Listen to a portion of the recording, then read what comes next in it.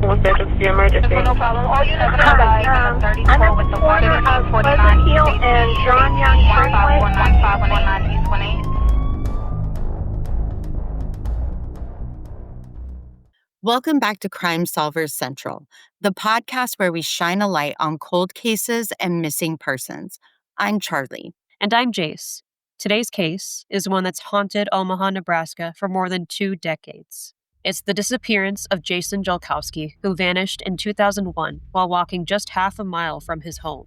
Jason was only 19 years old. He left his house on a sunny Wednesday morning to meet a coworker at his old high school. The plan was simple: get a ride to his job at Fazoli's, but he never made it, and he was never seen again. And the part that makes this so baffling is how ordinary everything seemed. He wasn't heading off on some long trip. So who was Jason?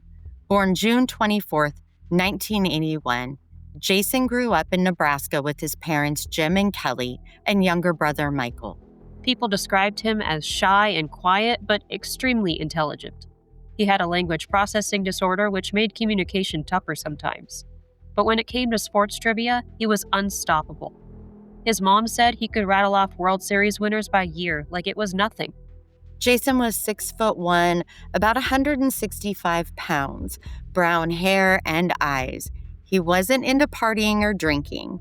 He kept a small circle of friends, stayed close with family, and had big ambitions. He was studying radio broadcasting and was already known for his college radio work. And he was good. On air, Jason was a completely different person. He was confident, enthusiastic, charismatic. He had a new job lined up at a local station that summer, and he was excited about his future. Let's break down his last known day. It's June 13th, 2001. Jason's car is in the shop.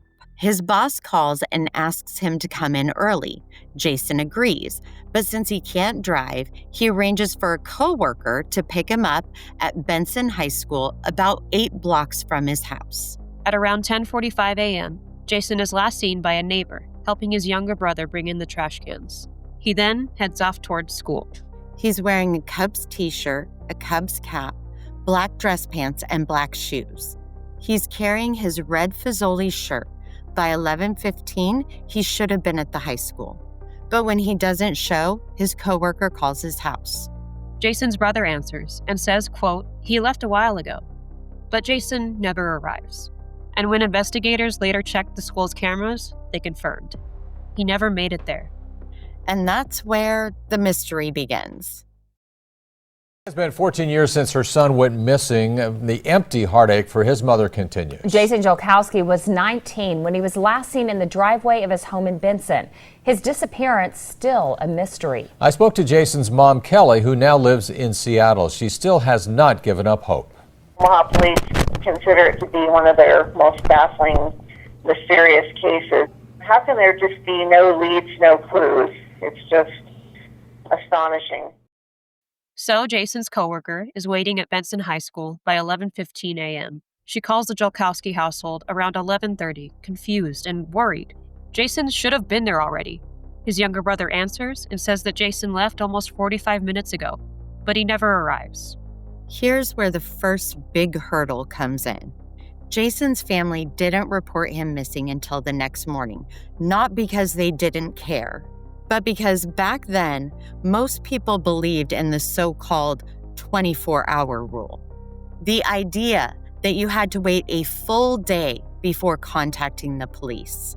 Which wasn't even true, but it was widespread enough that families followed it.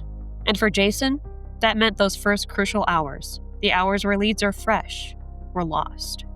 When Jason was finally reported missing, Omaha police initially assumed he was a runaway. He was 19, legally an adult, no signs of a struggle, no evidence of foul play. They treated it like maybe he just walked away from his life. But that never made sense. Jason didn't take any money, clothes, or his personal belongings. He left over $650 in his bank account, his final paychecks uncashed, his car at the shop. He was looking forward to starting his radio job. His family insisted he wasn't the type to just disappear. Despite that, It took police 10 days to open a formal investigation. 10 days. By then, any chance of recovering early evidence, like tire tracks, surveillance footage, or reliable eyewitness accounts, was basically gone. Imagine if police had canvassed the neighborhood that first day. Jason's walk was short, just 8 blocks. In the late morning, neighbors were outside, mowing lawns, running errands. Somebody could have seen him. But when investigators finally went door to door, people's memories had faded. Small details that could have made a huge difference were forgotten. Those 10 days may have been the difference between answers and the silence that followed. Police did interview Jason's coworker, the one waiting at Benson High. She was cooperative, and investigators cleared her. She was just as baffled as everyone else. Neighbors were also questioned. The last confirmed sighting was from a neighbor who saw Jason helping his brother with the trash at 10:45 a.m. After that, no one reported seeing him walking, talking to anyone, or being approached. It's like he vanished the moment he stepped off his property. And that's one of the eeriest parts. This wasn't a rural back road. It was a residential neighborhood. Daylight. Yet no one saw a thing. To their credit, Omaha police did eventually commit resources, but even they admitted how strange the case was. One veteran officer said it was the most baffling case he had seen in 30 years. And it's not hard to see why. No crime scene, no suspects, no evidence. Just a 19-year-old who vanished without a trace in the middle of a short walk. For Jason's parents, Jim and Kelly, those early days were agonizing. At first, Kelly thought maybe there was a simple explanation, but as hours stretched into days, she knew something terrible had happened. She's said that living through it felt like a nightmare. And what made it worse was feeling like police weren't taking it seriously. Instead of getting answers, they had to fight to have Jason treated as more than just a runaway. That frustration would later fuel their activism. But in June 2001, they were just desperate parents searching for their son, knowing that every day without answers was another day further from the truth. So at this point in the story, we've got a young man with no reason to leave, who never makes it to his destination, and who seems to have vanished in the blink of an eye. Which raises the big question: what actually happened on that short walk between his home and Benson High School? Up next, we'll dig into the leading theories, from accident to abduction, and see how they stack up against the facts. No answers, no clues, just the reminder that it's been 20 years and no one knows what happened to Jason Jolkowski. There's no leads. Nobody saw anything. And, the detectives just didn't find anything. So there's no way of knowing. That's Donnie to say. She was 16 when her 19-year-old cousin disappeared. June 13th marks 20 years since Jolkowski was unexpectedly called into work and agreed to meet his coworker at Benson High School for a ride. And so he was last seen taking the trash cans into his house, and a neighbor saw him do that, and then his brother also looked out the window and saw him walking in the direction towards Benson, and he was never seen or heard from again.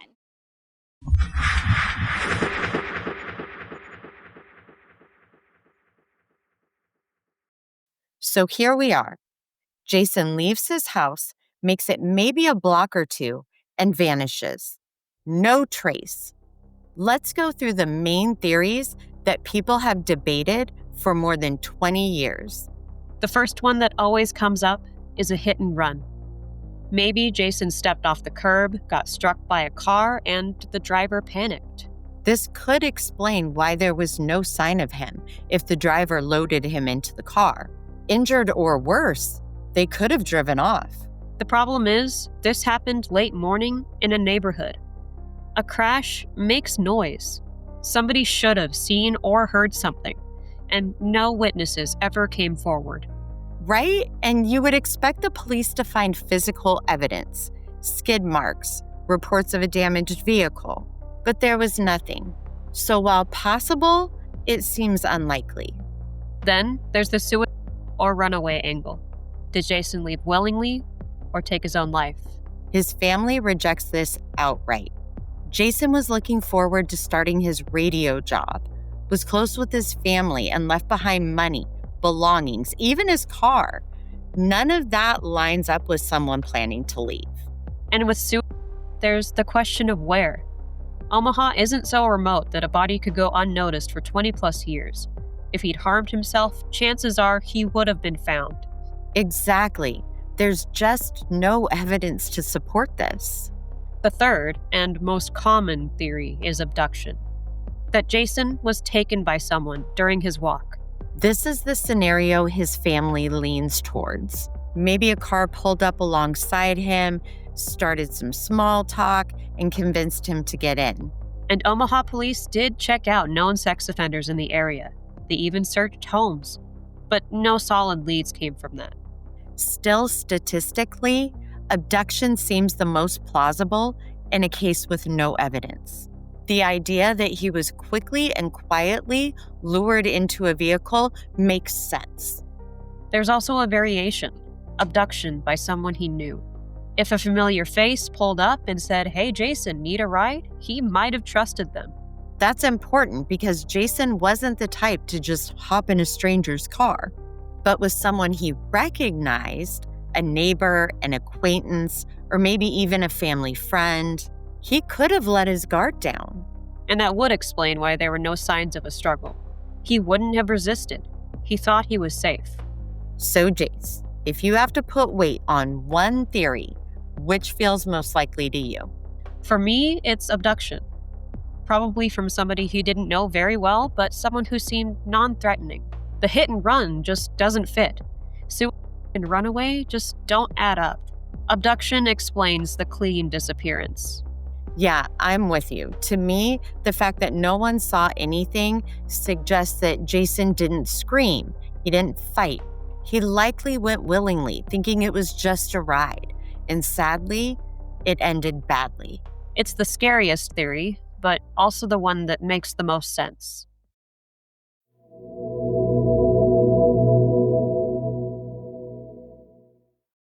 Online, people have tossed around other ideas. Maybe he suffered a medical emergency, wandered off disoriented, even amnesia.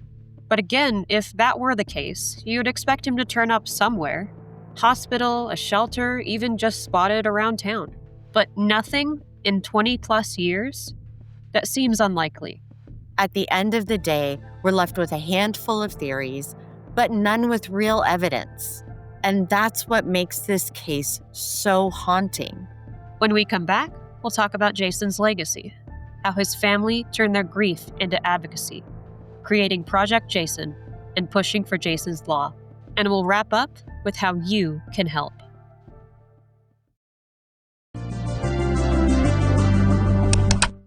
Like they say, the light's on, so we're always waiting. A father waits on his doorstep for a sign, for a miracle. June 13, 2001, Jason Jolkowski left this house to meet a friend a few blocks away.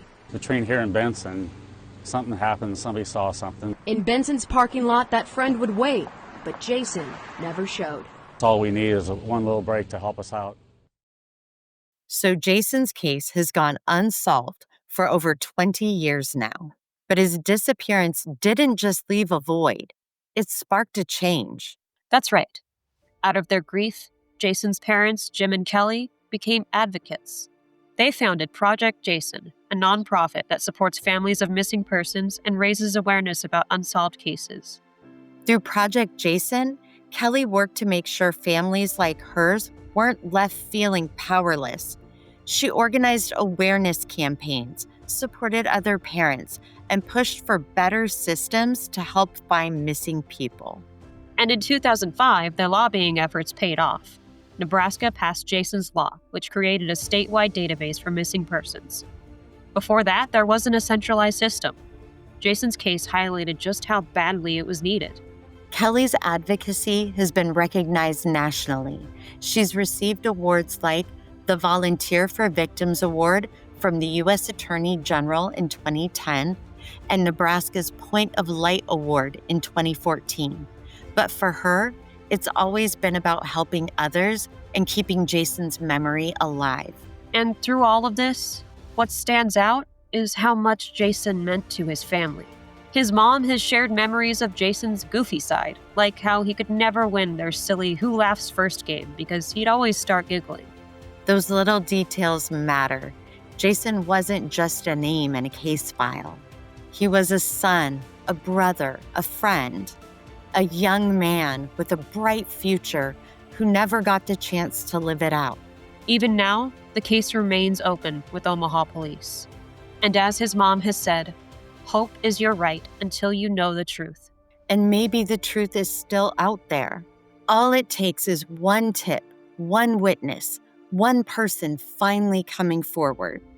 If you know anything about the disappearance of Jason Jolkowski, please contact the Omaha Police Department at 402-444-5657. Or you can send information directly to us at Crime Solvers Central. We'll make sure it gets passed along to the right people. Jason's case reminds us that no mystery is too cold to solve. Someone, somewhere, knows something. That's going to do it for this episode of Crime Solvers Central. Thank you for joining us as we revisited Jason's story. If you found this episode meaningful, please share it. The more people who know Jason's name, the better chance we have of finding answers. We'll be back soon with another case that needs attention. Until then, stay safe, stay curious, and stay loud.